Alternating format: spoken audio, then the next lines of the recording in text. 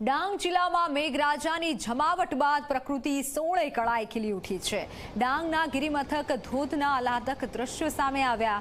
ગીરા નદી પર આવેલા ગિરિબાળ ધોધના રમણીય દ્રશ્યો આપ જુઓ। કુદરતી સૌંદર્યને માણવા પ્રવાસીઓ મોટી સંખ્યામાં ઉમટી રહ્યા છે। લીલાછમ જંગલો વચ્ચેથી પડતો ધોધ આકર્ષણનું કેન્દ્ર બન્યો છે।